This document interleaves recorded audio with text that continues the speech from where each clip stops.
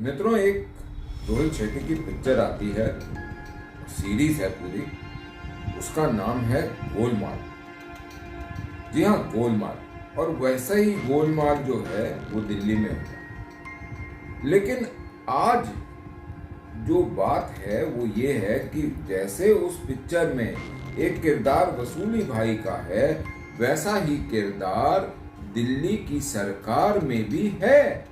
ऐसा एक जो ये व्यक्ति हैं, क्या नाम है इनका, सुकेश चंद्रशेखर, इन्होंने दिल्ली के उपराज्यपाल को चिट्ठी लिख के, ये चिट्ठी है ये उन्होंने बकायदा भेजी। देखिए, मैं ये तो नहीं कहता कि इनके ऊपर आंखें मूंद के विश्वास कर लेना चाहिए, लेकिन सवाल इंपॉर्टेंट है, आरोप बड़े और जवाब देना पड़े। श्री 420 दिल्ली में मुख्यमंत्री बन के बैठे, उनको ये बताना पड़ेगा कि जिनकी ईमानदारी, जिसको कट्टर ईमानदार कह के स्टैंप लगा रहे थे, मोहर लगा रहे थे अरविंद केजरीवाल, चाहे वो सत्येंद्र जैन हो, चाहे वो मनीष सिसोदिया हो, चाहे वो गहलोत हैं और हैं, जिसके ऊपर ये बोल देना कट्टर ईमानदार है, वो कट्टर बेईमान निकलता है। देखिए साहब, इन्होंने क्या क्या आरोप लगाए हैं वो समझने की जरूरत है। वो कहते हैं कि मैं 2015 से सत्येंद्र जैन को जानता हूं, 2017 में इनका अरेस्ट हुआ और उससे पहले इनका कहना है कि 50 करोड़ या 50 करोड़ रुपया इन्होंने आम आदमी पार्टी को फंडिंग करी। ये हम सभी जानते हैं कि दुबई हो या यूके हो या उधर हो, जहां जहां भारत विरोधी शक्तियां हैं वहां आप जाता है और आप जाता है तो कुछ ना कुछ कटोरे में डाल के लाता है। लेकिन ये जो 50 करोड़ की फिगर है, ये आपको याद होगा जब इन्होंने 2-3 जो अभी बनाए हैं राज्यसभा मेंबर, उससे पहले जब 2 मेंबर बनाए थे उस समय भी ये 50 करोड़ रुपया और 50 करोड़ के एवज में राज्यसभा का मेंबर बनना, ये विषय आया था। वर्तमान में उनमें से एक व्यक्ति जो है वो हरियाणा का प्रभारी भी बनाया हुआ है इन्होंने। उसके बाद ये चिट्ठी क्या कहती है साहब, वो सुनिए। उसके बाद ये कहती है कि 2017 में चंद्रशेखर खुद बोलता है कि मैं अरेस्ट हो गया था और 2017 में सत्येंद्र जैन को जेल का पोर्टफोलियो भी था। जब ये अरेस्ट हुआ तो सत्येंद्र जैन ने बार बार इससे पूछने की कोशिश करी, जानने की कोशिश करी कि इसने कहीं 50 करोड़ का जो विषय है वो जांच एजेंसियों को बताया तो नहीं। उसके बाद इस चिट्ठी में क्या लिखा जाता है वो बड़ा इंटरेस्टिंग है कि 2019 में सत्येंद्र जैन और उनका जो पीए भी है और साथ में सेक्रेटरी वगैरह और बहुत क्लोज है सुशील जैन, ये दोनों, ये वही लोग हैं जिनका हवाला कांड में भी नाम आ रखा। ये दोनों उससे 2 करोड़ रुपए प्रति माह की फिरौती मांगते हैं। तो ये भी जांच करना चाहिए कि ये चंद्रशेखर के पास ये फिरौती देने के पैसे इतने कितने इकट्ठे थे जिससे वो दे रहा था, और जो 2 करोड़ रुपए दिए जा रहे थे कलकत्ता में, उसकी ट्रेल क्या है, उसका तरीका क्या है। क्योंकि कलकत्ता में पैसे मिलने और देने का एक सिलसिला चल रहा था और पकड़ा भी गया। उसके अलावा 1.5 करोड़ रुपया डीजी प्रिजन को दिया गया संदीप गोयल को, जो कि बार बार ये बोलते हैं कि मैं सत्येंद्र जैन के साथ बहुत घनिष्ठ है। तो इसमें गृह मंत्री अमित शाह जी को डीजी प्रिजन के ऊपर इमीडिएटली इंक्वायरी बिठानी चाहिए, क्योंकि इस प्रकार का कृत्य जो है वो बर्दाश्त के काबिल नहीं। 10 करोड़ 2 से 3 महीने में दिए गए, ये कहना 10-12 करोड़ रुपया डीजी प्रिजन को दिया गया संदीप गोयल को, ये भी ये चिट्ठी कहती है। डीजी के बारे में इन्होंने ईडी के साथ बात करी है, ईडी के रिकॉर्ड में।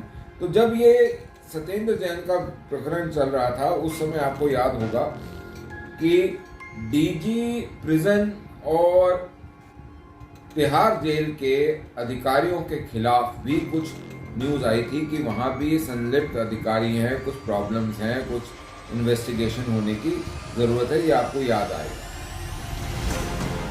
अब सत्येंद्र जैन जो हैं वो जेल नंबर 7 तिहाड़ जेल में है। वही सत्येंद्र जैन जो आम आदमी पार्टी के कैबिनेट मंत्री भी थे, जिनको कट्टर ईमानदार बात कह रहे हैं केजरीवाल, और जो इन्वेस्टिगेशन के दौरान ये बोलते हैं कि मैं अपनी याददाश्त को बैठा, वही वो उगराई करना नहीं भूलते, 2 करोड़ रुपए महीने की उगराई, जेल में बैठे हुए भी उगराई। आपको याद होगा कि सिवान के बाहुबली, यूपी के बाहुबली, अलग अलग जगह के बाहुबली जेल में बैठ के अपना सम्राज्य चला। ये वही गुंडागर्दी है, सिर्फ सफेद कॉलर वाला काला गुंडा। ये जो है ना, ये एक प्रकरण को समझने की आवश्यकता है। बार बार दबाव ये डाला जा रहा है कि हाईकोर्ट के अंदर जो कंप्लेंट डाली हुई है उसको वापस नहीं। तो अब तो अनिवार्य ये है हमारी जुडिशरी के लिए भी कि वो इस कंप्लेंट को बड़ा सीरियसली ले, और अगर वो इनके द्वारा दायर करी हुई याचिका के ऊपर निर्णय नहीं लेती है तो इस चिट्ठी के ऊपर स्वयं इसका एक संज्ञान लेते हुए इसके ऊपर एक्शन लिया जाए। और वो ये भी कहते हैं कि 164 में वो अपनी स्टेटमेंट रिकॉर्ड करने को तैयार है, जिसको न। मेरा आप लोगों से एक ही बात है, जितने बारी ये व्यक्ति, ये पूरी जमात जो आप है, ये यही बोलता रहता है कि हम राजनीति बदलने आए। ये राजनीति बदलने नहीं आए हैं, और या ये राजनीति वो बदलने आए हैं जो मोदी जी राजनीति में परिवर्तन ला रहे हैं उसको। इनको पाप चाहिए, इनको घपला चाहिए, इनको पैसे चाहिए, इनको गुंडागर्दी चाहिए। पंजाब के ऊपर बार बार बोला जाता था हरियाणा पंजाब के अंदर पराली जलती। हरियाणा के फिगर्स तो नीचे आ गए, सारा पंजाब की तो नहीं आया। इन्होंने तो बोला था इनके पास फॉर्मूला आ गया, जादू की छड़ी जमाएंगे और हो जाएगा। इन्होंने तो एक वो केमिकल भी लेकर आए, दिल्ली में इतने 23 करोड़ रुपए की उसकी एडवर्टाइजमेंट करी थी, 8 लाख रुपए का 10 लाख रुपए का केमिकल था। तो वो अब पंजाब में क्यों नहीं डलता? पंजाब में जब 8-10 लाख रुपए का पंजाब सरकार हर रोज विभिन्न अखबारों में पूरा का पूरा पेज देती है एडवर्टाइजमेंट का, तो अब क्यों नहीं कर रहे काम पराली के लिए? वो पैसा किसानों को क्यों नहीं देते? देखिए, आज इस वसूली कांड ने ये दिखाया है कि इनकी ओछी राजनीति किसी भी स्तर तक गिर सकती है। इनको सत्ता के लिए कुछ भी करेगा वाला फॉर्मूला है। जब इनकी पार्टी के अंदर एक व्यक्ति को राज्यसभा का मेंबर बनाया जाता है जिसका इतिहास टिकट ब्लैक किएगा, वो पिक्चर हॉल के सामने खड़े होते, तो आज ये उगराई भाई, ये वसूली भाई क्यों नहीं होती? एक महाराष्ट्र में भी मिनिस्टर थे जो पुलिस वालों से वसूली करते हैं। ये जेल मिनिस्टर हैं, ये जेल के कैदियों से वसूली करते हैं। और वसूली करवाई कौन? करवाने वाला कौन? मफलर में। और 50 करोड़ रुपया बहुत बड़ा अमाउंट होता है राज्यसभा की टिकट पाने के लिए।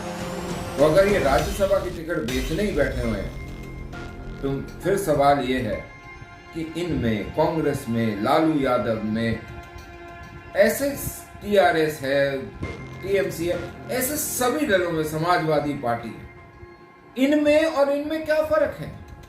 लूटते वो भी हैं, बेचते वो भी हैं, ये भी लूटते हैं, ये भी बेचते हैं। सोचिए जरा।